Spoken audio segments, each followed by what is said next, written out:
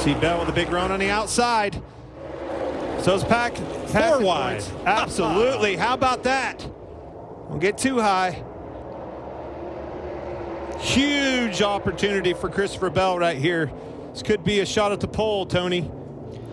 Yeah, he knew exactly where he was going to go before they even dropped the green flag. We saw him when he did his warm-up. He was already looking at the top. They just worked it before this first heat race, so it's fresh up there. It's got a lot of grip, but it is the long way around. Comes a crossover, going back to the bottom. See that Reddick coming too. 3 wide for the lead. Got to his outside, used Stenhouse as a pick.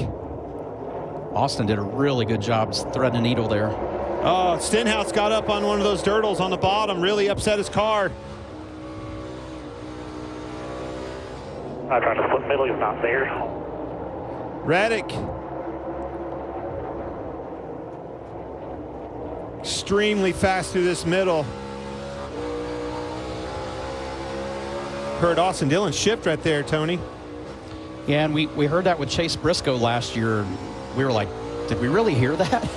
But it actually works here. It's as the track gets slicker, you may not want to do it as much. Ross Chastain in 8th. Man, Bell, that outside was his savior in the first lap, but not so much anymore. Struggling to make hay on the bottom. Oh, Barry around. That's just a little bit too much throttle like we were talking about. That's all it takes. Seems like these things, you know, you can run it sideways, caution out. You can run those things sideways, but once it gets to a point, you can't bring it back.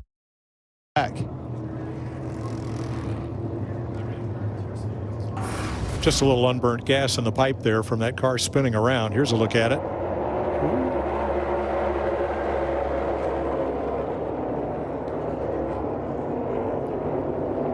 Kind of felt the heat, Tony, it seemed like, from Bell. Got close to him, drove it off in the corner a little bit harder. He did. He rifled it off in there. I mean, you look how much ground he gains on Alex Bowman there in front of him. Little bit too much. No harm, no foul. Little learning. And that's the great thing about these heat races. It gives these guys the opportunity in traffic around each other to try things, to gauge what they're doing in the car off of each other, around each other. Look how soft those tires are.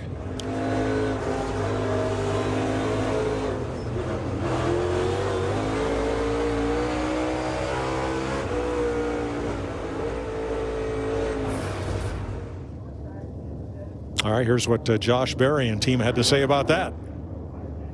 Actually felt really good. I just got into sideways and I couldn't steer enough to the right to straighten it out. Yeah, 10-4. I mean, this is a place to learn to limit, so good job.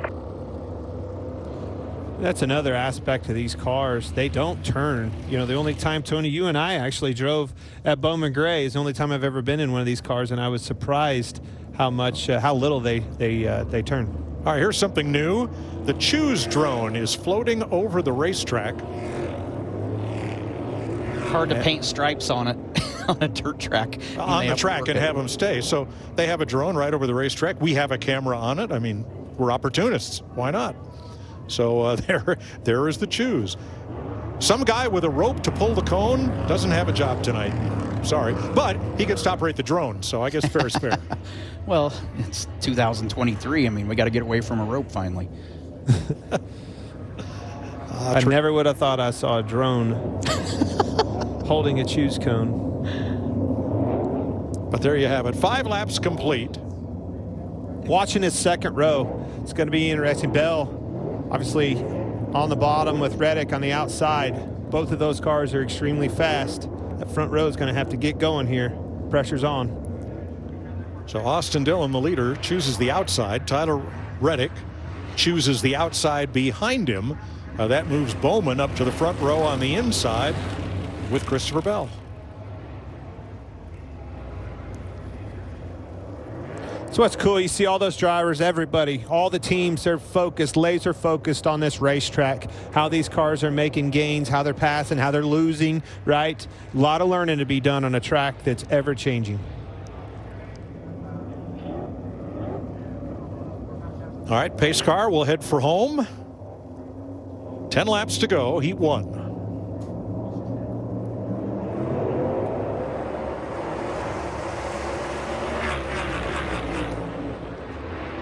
Huge jump for Austin Dillon. Look at that outside line. Reddick following suit.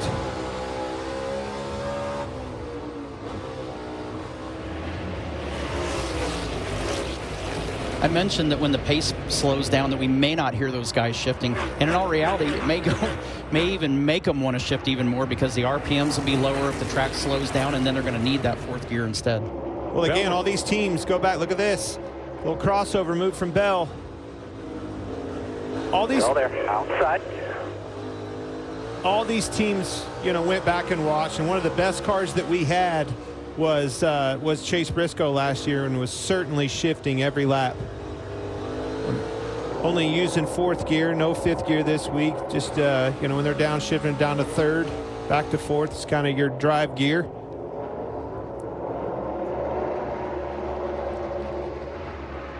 This racetrack is in fantastic shape. And I mean, a monsoon for hours upon hours yesterday. A little bit soft getting into to 3. They worked on that between the trucks and this Cup heat races, and even it's getting dialed in. Still there.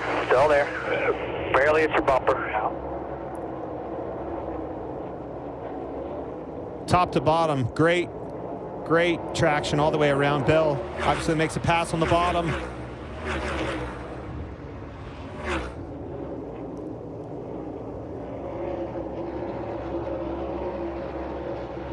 Austin Haley looked like he was going to try to pull a slider. I just don't think he had enough momentum to clear the nose of the one car and get all the way up in front of him.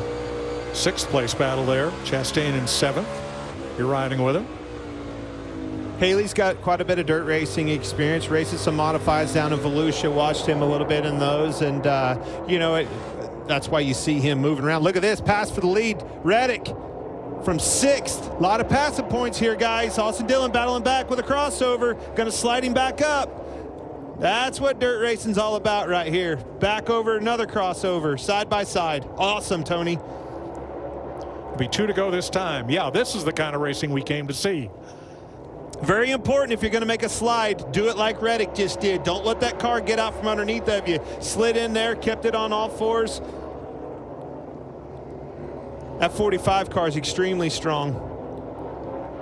What I see that he's able to do is get to the center of the corner and get the back pivoted around, but he gets the tire caught up and gets a big drive off the bottom. Great move by Austin Dillon, holding strong. Got past, learned from it, crossing back over. Bell is closing, but he may run out of time here. Final lap.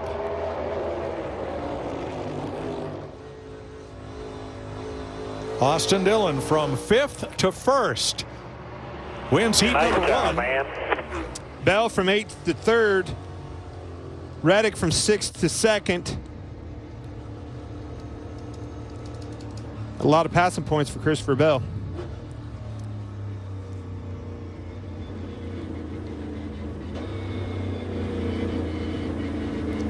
I don't know about you, bud, but this is one of the few times in the last 6 years of my life that I've actually really wanted to be in one of these race cars again. Looks so fun. How about that? Passing points. You think they make a difference, boys? Christopher Bell, like I said, 8th to 3rd there, 13 points tied with Tyler Reddick. A lot of action there for all the practice they had, which was none. Here are some of the drivers that will be in heat number 2 next.